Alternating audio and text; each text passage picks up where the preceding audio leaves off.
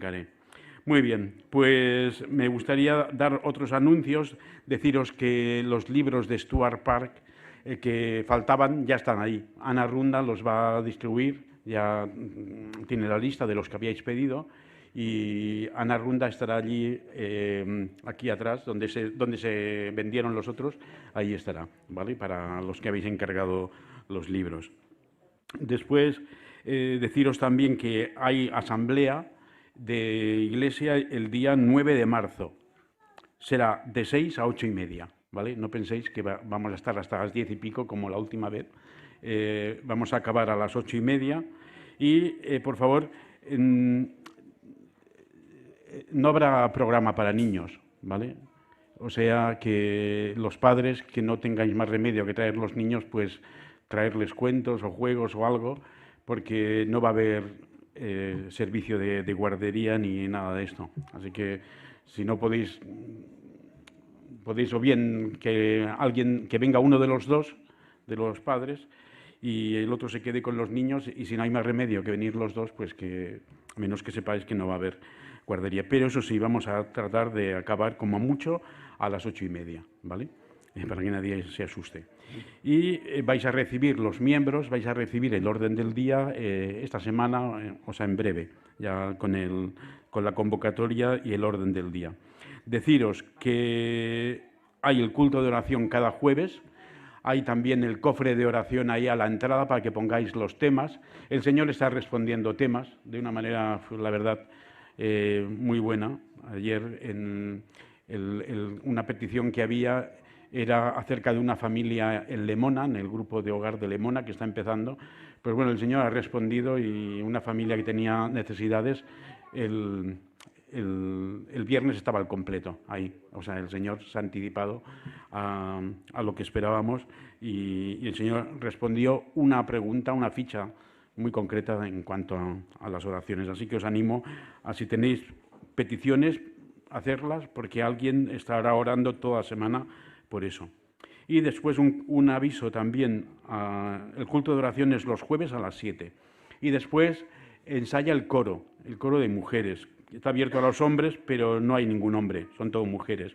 Si hay algún hombre, se le va a recibir también. El coro de mujeres os invita y anima a que vengáis a probar vuestras voces los jueves a partir de las 8 de la tarde y poder unirse a nuestro coro para la gloria de nuestro Dios. ¿Veis? Está abierta la convocatoria para todas aquellas mujeres y si hay algún hombre también, pues para eso, para incorporarse al coro, que es un recurso muy bueno también para glorificar a Dios, sobre todo en acontecimientos especiales. Juan Carlos. ¿El qué? ¿La hora de qué? El jueves, el ensayo de voces es a partir de las 8 y el ensayo de coro es a las 8 y media. ¿Vale? La reunión de oración, el culto de oración es de 7 a 8. O sea que es justo antes. Muy bien. ¿Algún anuncio más importante que se me olvide? Es verdad, Ronnie. Después del culto, los hombres de valor nos vamos a reunir aquí. ¿Vale? No, los hombres de compromiso. Los hombres de compromiso es como se llama el grupo, con Ronnie. ¿Vale? Así que, por favor, todos aquí delante. Muy bien, pues nada más. Los niños y niñas y profesores, profesoras, podéis ir a la escuela dominical. Los adultos nos quedamos aquí. Los adolescentes, jóvenes también. No, sí, los adolescentes también.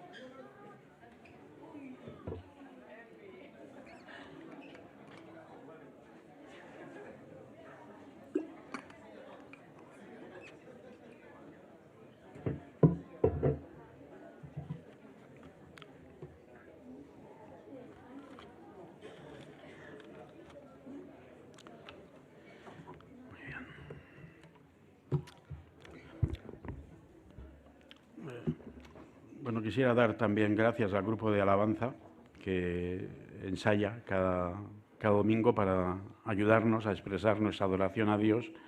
Y también un detalle muy hermoso que se ha incorporado, pero esos fondos de las letras, yo no sé de quién es obra, pero que queda muy hermoso y muy inspirador. Así que a quien corresponda, enhorabuena y gracias también. Bueno, pues vamos a leer un versículo. Vamos a un versículo nada más, pero un versículo que nos va a dar mucho tema. El Juan 1:17. Juan 1:17.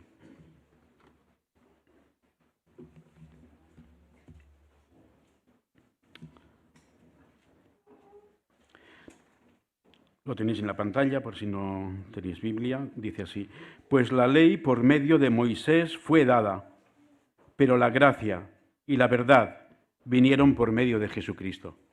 Amén. Señor, gracias por esta verdad, esta sentencia tan firme, tan completa. Ayúdanos a reflexionar sobre lo que significa.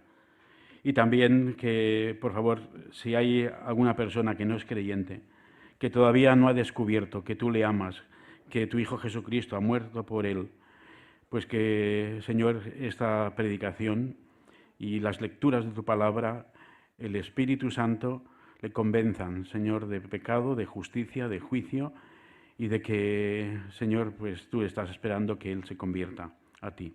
En el nombre de Jesús te lo pedimos. Amén. Bueno, ¿sabéis cuál es el mayor obstáculo para que la gente conozca a Cristo? A veces pensamos que es algo tan evidente, que nos extraña que haya tanta gente, la mayoría de la gente no crea en Dios, o menos digan no creer en Dios. Bueno, pues el mayor obstáculo que tiene la gente para creer en Dios es la cuestión del pecado. ¿Sabéis? La cuestión del pecado. Si no fuese por este pequeño detalle, nadie tendría problemas en creer que Dios existe, de que ha habido un creador, alguien que está sustentando todas las cosas, una primera causa de todo, el universo. ¿Sabéis? De hecho, la ciencia ya está concluyendo, con todos los avances y todos los descubrimientos, que algo hay. Mejor dicho, que alguien ha tenido que crear, que alguien inteligente ha tenido que diseñar tanta sincronía, tanta perfección. ¿Sabéis? Esto no ha podido salir de la nada. Así que, pero el tema del pecado es algo que molesta muchísimo. De hecho, uno de los ateos más reconocidos de nuestro tiempo, contemporáneos, aunque ya ha muerto hace unos años, Anthony Flew, él que ha estado siempre defendiendo la idea de que no existe Dios, su último libro, y después del descubrimiento de todo el ADN y todo eso, él tuvo que concluir y escribir un libro cuyo título decía Dios existe. Pero el hecho de que él reconociese que hay alguien superior ahí detrás, como primera causa de todo, eso no significa que la persona haya, o que él mismo haya aceptado a Cristo como Señor y Salvador y haya entendido lo que es el Evangelio. Una cosa no quita la otra, ¿sabéis? Pero el pecado es lo que a la gente le molesta. ¿Pecado qué es?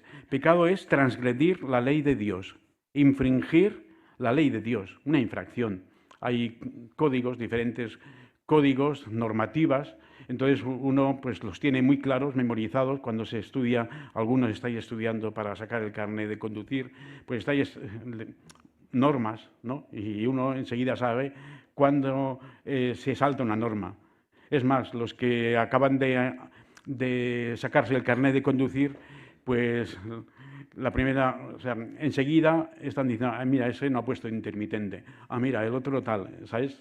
La conciencia la tienen tan fresca sobre lo que hay que hacer, no hay que hacer, pues se fijan en todas las infracciones, ¿no? Y él mismo sabe cuándo está cometiendo una infracción y cuándo no.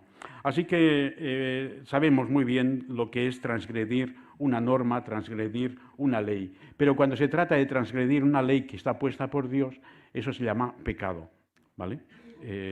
Bueno, pues normalmente las naciones elaboran unas constituciones donde se regula lo que es legal y lo que no es legal. Las asociaciones regulan su funcionamiento también con estatutos. Las personas adoptan una norma de conducta de acuerdo a sus valores y capacidades para cumplirlas. De tal manera que todo el mundo, todos estamos sujetos a normas, ¿no? Y también todos tenemos estamos sometidos a códigos de conducta. Y por ejemplo, tenemos que pensar que la ley de Dios tiene que ver con lo que está por encima de todas las normas, de todos los códigos éticos que el ser humano haya podido crear para funcionar bien. ¿Sabéis? Dios es el creador del universo y Él es el que tiene autoridad para poner unas normas, para establecer unos principios de conducta conforme a su naturaleza. Así que vemos que hay cosas que son legales, pero hay cosas que son éticas. Y no todo lo ético es legal, ni todo lo legal es ético. Hay una diferencia. La ética es un conjunto de normas morales que rigen la conducta de la persona en cualquier ámbito de la vida. ¿Sabéis? Así que hay una ética profesional, hay una ética deportiva, hay una ética cívica, hay una ética cristiana, pero por encima de todo está la ley de Dios. De la ley de Dios deriva esa ética cristiana. Y hay una diferencia entre ética y lo que es legal, en el sentido de que lo legal es lo que se te impone, lo que se crea, el ser humano lo crea y se impone pues para que nos vaya bien, para que haya convivencia, ¿vale? Es algo impuesto. Pero la ética tiene que ver con algo adquirido, con unos valores que la persona adquiere. Así que una cosa puede ser legal, pero no puede ser ética, ¿sabéis? Y aunque detrás de todo lo legal o en el fondo o en el trasfondo de todo lo legal hay una inspiración ética, lo legal que tiene un fondo ético, pero la ética no es un asunto legal. La ética es algo más interno de la persona y puede a veces entrar en conflicto con lo que los estados han legalizado. Así que nosotros que podemos tener una moral cristiana de obediencia a Dios y que Dios está por encima de todas las cosas, pues podemos entrar en conflicto con leyes que, por muy legales que sean, no son éticas, ¿no? Bueno, ¿por qué digo esto?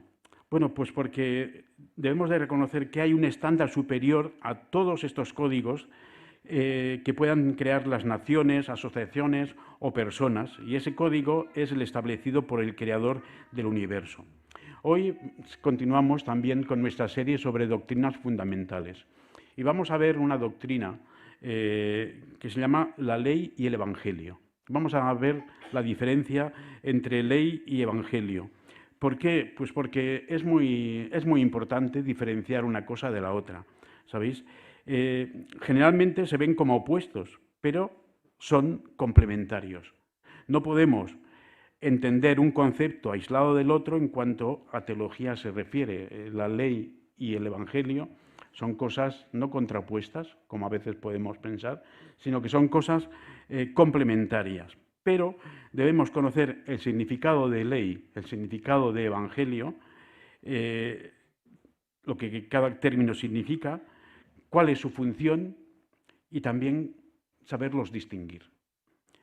Un teólogo, discípulo de Calvino, decía: la ignorancia de la distinción entre la ley y el evangelio es una de las principales fuentes de abusos que corrompieron y todavía corrompen el cristianismo. ¿En qué sentido dice esto? ¿En qué sentido el no saber distinguir una cosa de la otra o mezclarlas puede corrompernos? Bueno, pues cuando no entendemos la relación que hay entre ley y evangelio y su complementariedad, somos llevados a dos errores opuestos, pero igualmente destructivos para nosotros y para la Iglesia. Uno es el legalismo, haciendo mucho énfasis en la ley, nos volvemos muy legalistas, ¿vale? Y otro, el opuesto, es el ser muy liberales y pasar de la ley, porque a veces consideramos que son cosas diferentes, antagónicas y nada más lejos de la realidad, ¿sabéis? Hacemos asociaciones muy simples con la ley. Por ejemplo, la ley, decimos, la ley nos recuerda a Moisés, al Antiguo Testamento, nos habla de juicio, de condenación, mandamientos, demandas, algo que está caducado. Es del Antiguo Testamento. Esto es para el pueblo de Israel, pero no tiene nada que ver con nosotros. Estamos en nueva era, en un nuevo pacto y esto nada que ver. No. Y después con el Evangelio pensamos también pues, que nos habla de Jesús, en lugar de Moisés, Jesús. Está en el Nuevo Testamento, nos habla de salvación, de gracia, de oferta, es algo vigente, que estamos en la era del Evangelio, ¿verdad? Estas son maneras de definirlo muy simples, pero sin darnos cuenta caemos en esa ambivalencia, es decir, como que son cosas separadas, pero en realidad tiene que ver con lo mismo. Una cosa va ligada a la otra.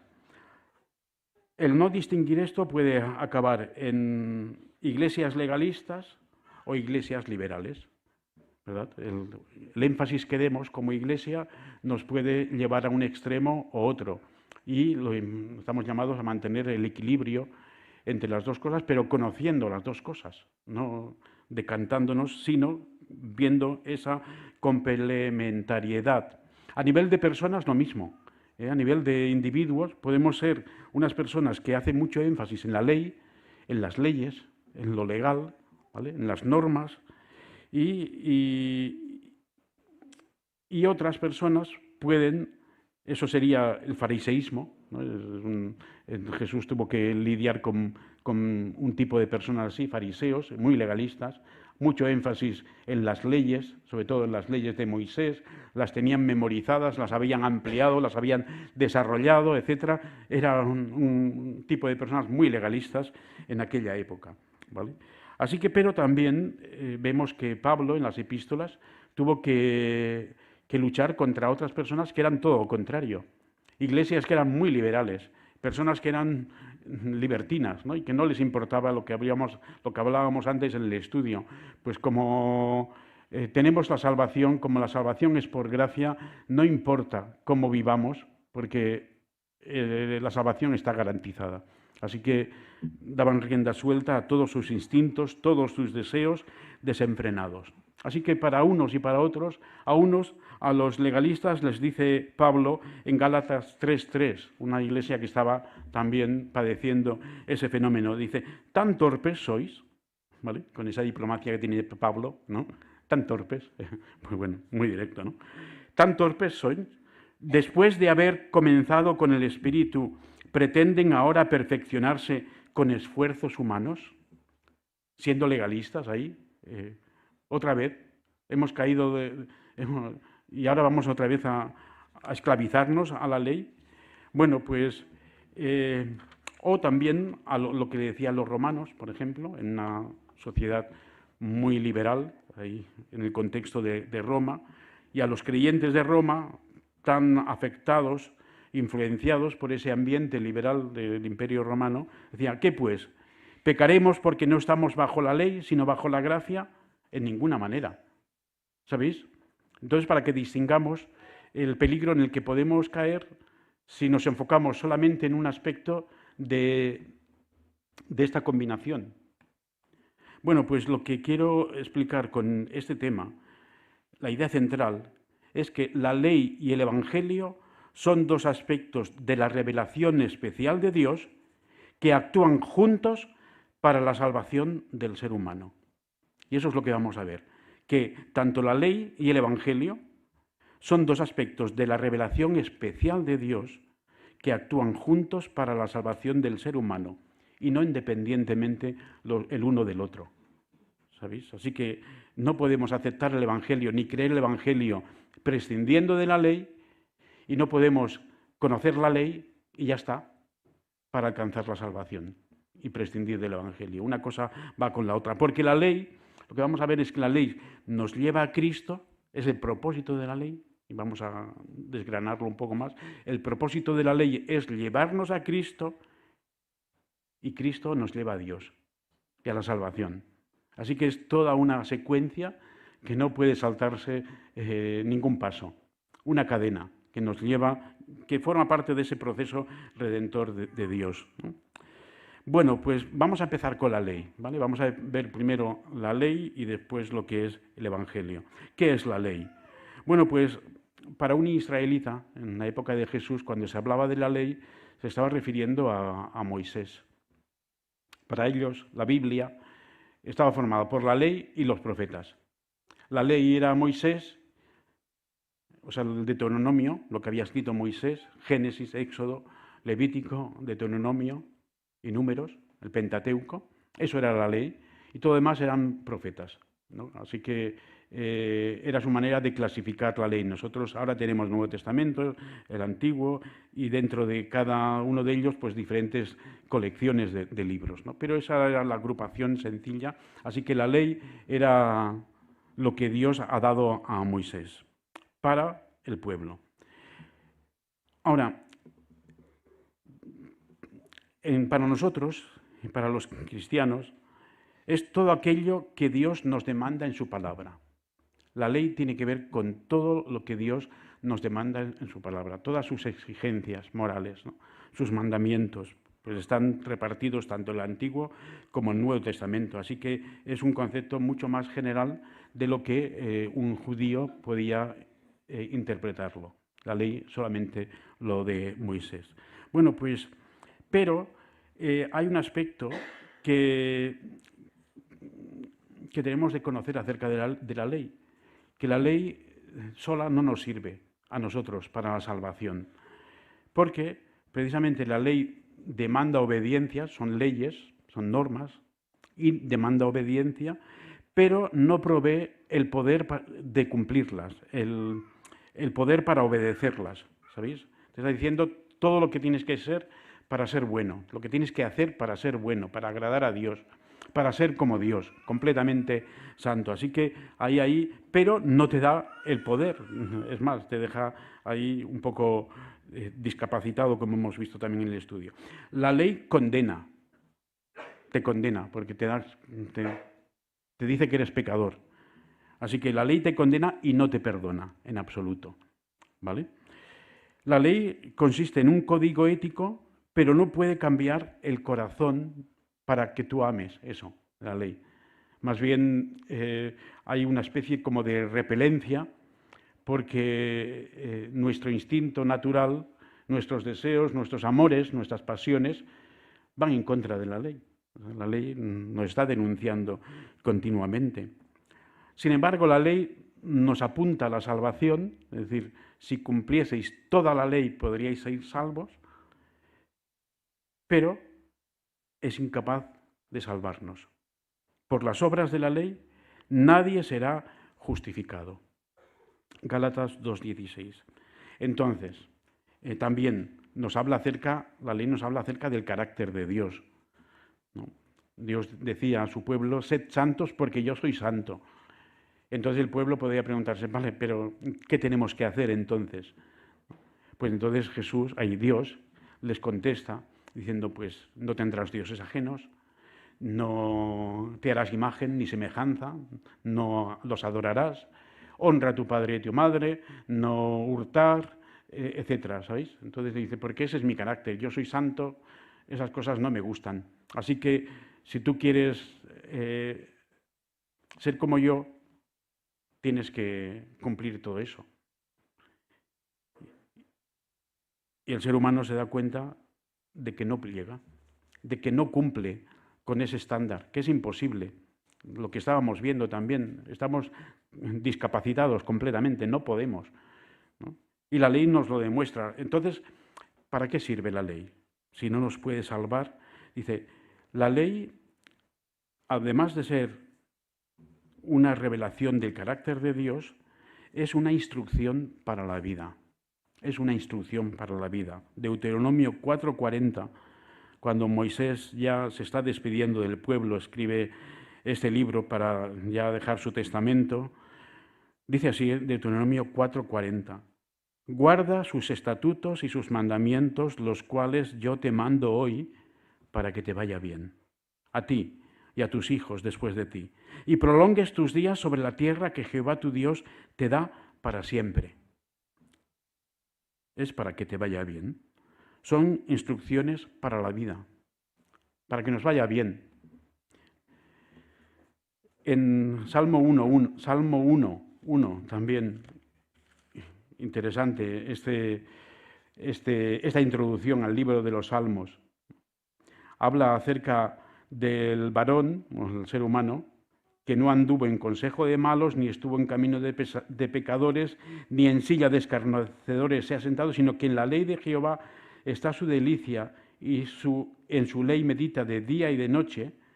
Será como árbol plantado junto a corrientes de aguas, que da su fruto en su tiempo, su hoja no cae, y todo lo que hace prosperará. Ahí vemos una relación directa entre guardar la ley, deleitarse en la ley, conocerla, practicarla, y la prosperidad en todo lo que uno haga. Pues sabemos que la ley, además de manifestarnos el carácter santo de Dios, también es una instrucción para la vida.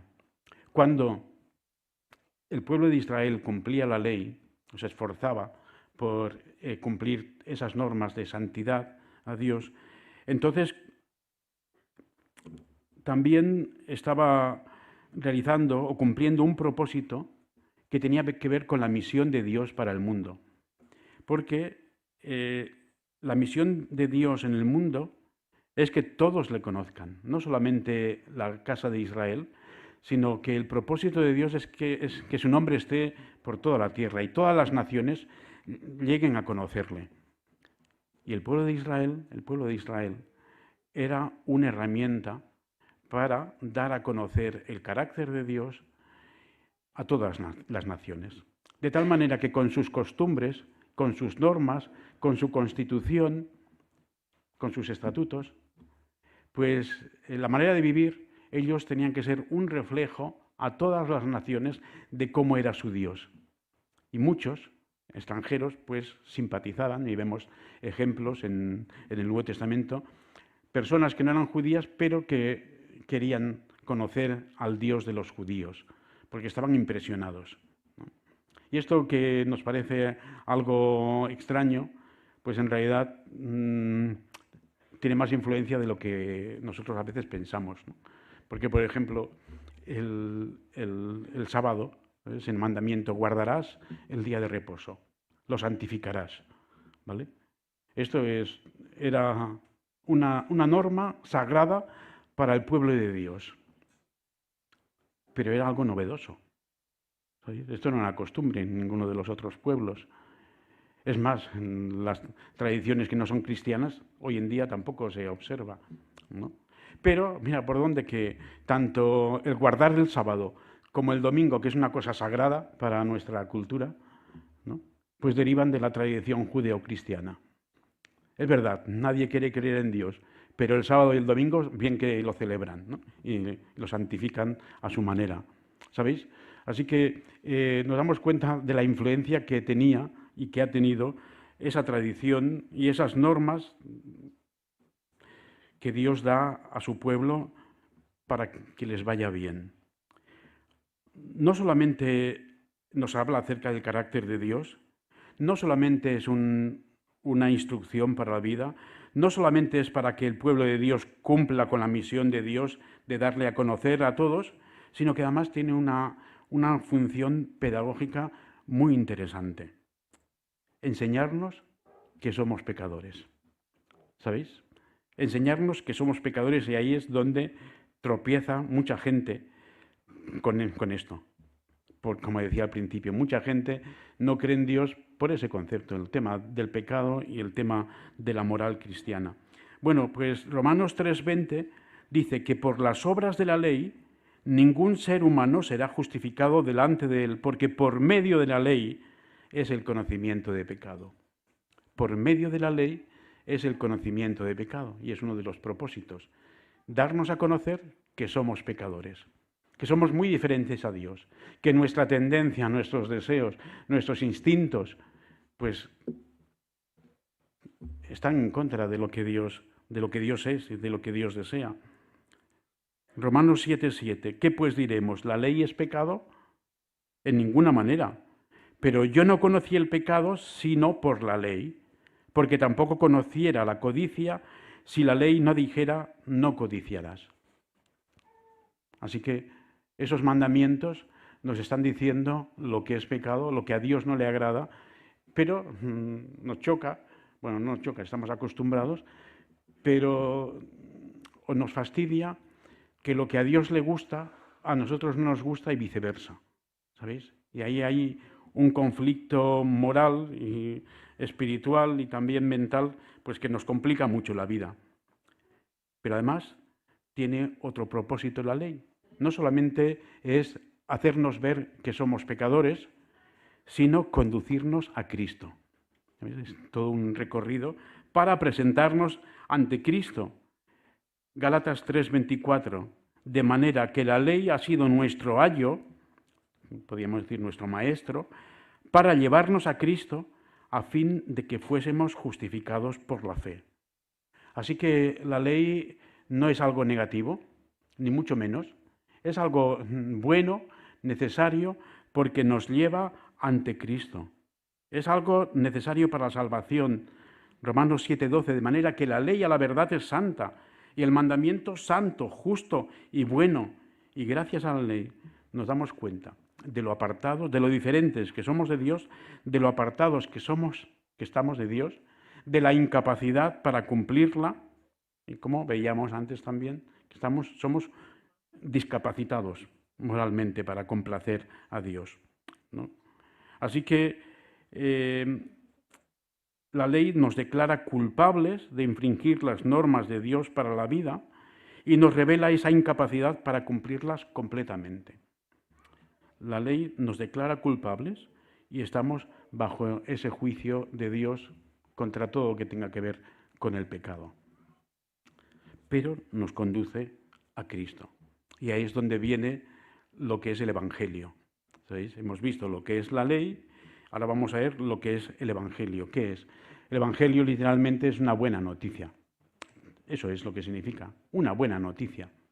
Y un evangelio era, pues en aquella época, en la época de Jesús, pues que a lo mejor que los ejércitos del emperador habían ganado una batalla. Entonces había un mensajero que iba dando este evangelio, esta buena noticia, o que había nacido, o que la primera dama había tenido un hijo. Pues eso era una buena noticia para todo el imperio, ¿no? Así que, pero la buena noticia del Evangelio consiste en lo que Dios ha hecho en Cristo, teniendo esa mala noticia que nos da la ley y que nos condena a todos, ¿sabéis? Porque no hay buena noticia sin una mala noticia, si no, no tendría sentido la buena. Así que la buena noticia o la mala noticia que nos da la ley es que todos somos pecadores, estamos destituidos de la gloria de Dios, pero la buena noticia del Evangelio es que hay salvación en Cristo. Es un anuncio de que Jesucristo nació, vivió, murió y resucitó para cumplir completamente la ley y pagar el precio del pecado. Jesús nació, vivió, murió y resucitó para representar a todos aquellos que se identifiquen con Él en su vida, en su muerte y también en su resurrección. Por lo tanto, Dios perdona a todos los pecadores que se arrepienten, a todos aquellos que desean cambiar su estilo de vida, aquellos que desean complacer, que desean amar a Dios y que se dan cuenta de que por mucho que lo intentan no pueden, pero quieren por todos los medios, ¿no? Romanos 3, 21 al 26. Nos habla ahí es un pasaje donde aparece la ley y el Evangelio, explicando el propósito de cada cosa. Dice, ahora, decía Pablo a los romanos, ahora, aparte de la ley, se ha manifestado la justicia de Dios, testificada por la ley y por los profetas.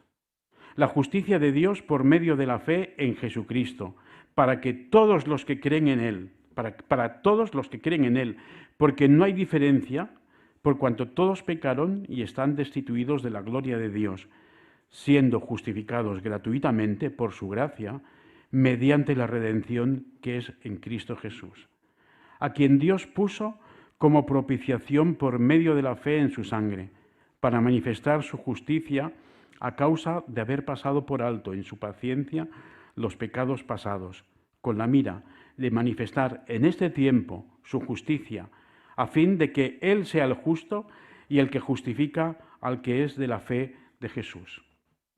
Así que vemos cómo en el Evangelio se resuelve ese problema que tiene todo ser humano desde que nace.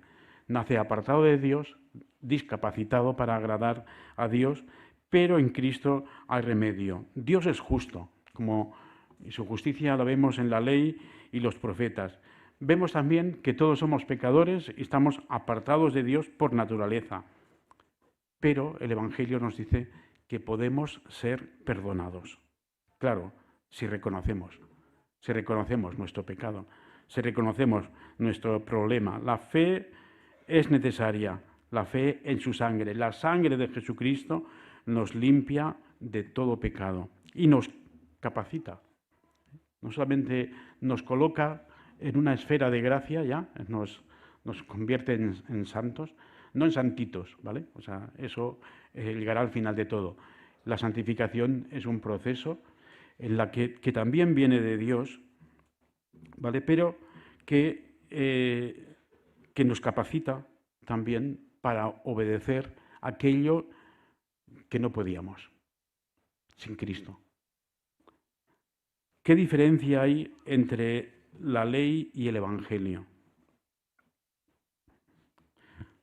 Pues la ley condena, mientras que la ley nos condena, o sea, viene después, pero es como también algo que Dios da por gracia para que les vaya bien, podamos darnos cuenta de nuestras carencias y de lo que tenemos que hacer para agradar a Dios y para tener paz con Dios.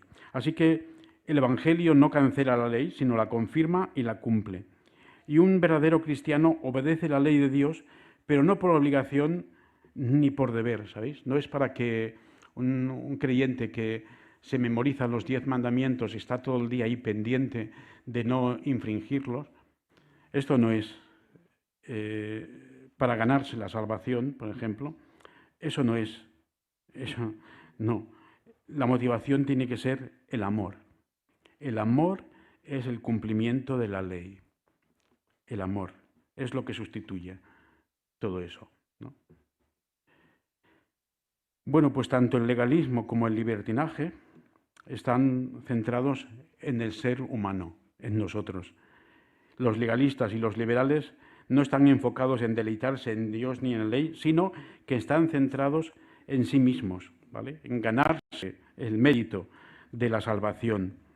Por eso tenemos que darnos cuenta de que tenemos que cambiar nuestros conceptos. Ante la ley de Dios, ¿no? Normalmente las leyes te echan un poco para atrás porque es como que te encorsetan y has de estar ahí mirando de no infringir ninguna norma, ya sea del código de conducta o de código legal o código de circulación.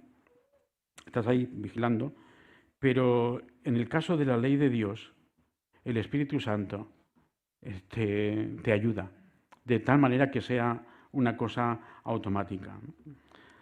Salmo 119, de la ley, de lo que es la ley. Pero concretamente en ese versículo, en el versículo 97, dice el salmista: «Oh, cuánto amo yo tu ley, todo el día es ella mi meditación». Cuánto amo yo tu ley, decía. Durante todo el día estaba ahí enfocado, ¿verdad? Pero no por obligación, sino porque era su delicia. Amaba la ley. Y esto, ¿no? Dice, es que he vendido más libros aquí, se han vendido más libros aquí, en esta iglesia, que ayer en el taller de predicadores, ¿no? Donde están ahí los predicadores, donde vamos ahí los, ¿sabes? Pues había más interés aquí, ¿no? Ahora, los que habéis comprado un libro, está hablando acerca de la ley de Dios, de la palabra de Dios. Leerlo, ¿sabéis? No lo pongáis ahí en la estantería, sino que leerlo y meditar, porque os puede ayudar a crecer en esto. También, a veces es verdad que hay cosas que no entendemos de la palabra de Dios, pero en una lectura superficial, pero estamos llamados a profundizar, a estudiar, a meditar, ¿no? Y para eso estamos aquí también, para eso tenemos el estudio bíblico y también con ese propósito, uno de los propósitos son los grupos de hogar, meditar en la palabra de Dios, ¿no? El estudio bíblico, pues que ahora hay muchas posibilidades de estudiar la Biblia, no hace falta irse a un seminario, sino también online, por internet, hay muchas, ahora eso sí, también no cualquier cosa, ¿no? Es decir, porque también hay muchas cosas raras, ¿no? Pero si alguien tiene interés en profundizar en el estudio de las Escrituras, pues con mucho gusto le puedo orientar, ¿no? Hablaba acerca al principio, también esto como parte de la aplicación, hablaba al principio de que muchas veces la ley de Dios está por encima de todo, porque es el creador, ¿no? Pero muchas veces los seres humanos elaboramos reglamentos para sentirnos como obedientes y completos y que somos buenas personas, ¿no? Y muchas veces esos reglamentos lo que hacen es sustituir a la palabra de Dios o a la ética que se desprende de la palabra de Dios, ¿no? Y elaboramos unos estatutos, unos reglamentos, pues que pueden llegar, que están hechos a nuestra medida, son más fáciles de cumplir porque están hechos para ser cumplidos, ¿no? Y para convivir, pero en un momento dado pueden llegar a desplazar y podemos llegar a conocerlos mejor que conocer la palabra, ¿no? Y esto es triste porque estamos llamados a conocer la palabra y que todo reglamento ha de ser inspirado, como decía también, en una ética, y cuando hablamos de esto, pues la ética cristiana es la que nos tiene que orientar, ¿no? Así que, ¿hay algún ejemplo que puedo imitar yo de esto que estamos viendo en este tema de la ley y el Evangelio? ¿Hay alguien que nos inspire? Bueno, Jesús nos inspira. Jesús es el que ha cumplido toda la ley con el propósito de que nosotros podamos beneficiarnos de lo que Él ha conquistado, ¿no? ¿Hay algún error que debería yo evitar? Bueno, pues si estoy pasando por alto la importancia de la ley, pues esto tendría también que reconsiderarlo, ¿no? ¿Hay algún pecado que confesar? Pues también la ley nos está continuamente, ¿sabéis? Es lo que utiliza el Espíritu Santo para convencernos de pecado, pero si uno no lee la ley, pues ahí el Espíritu no nos puede convencer, ¿no? Bueno, que el Señor nos ayude a aplicar todo esto, porque la ley nos enseña, tanto la ley como el Evangelio, nos enseña bastante sobre Dios y sobre nosotros mismos. Así que el Señor nos ayude a ponerlo en práctica y a tener esta nueva consideración y entendimiento sobre lo que es una cosa y sobre lo que es la otra. Que el Señor nos ayude.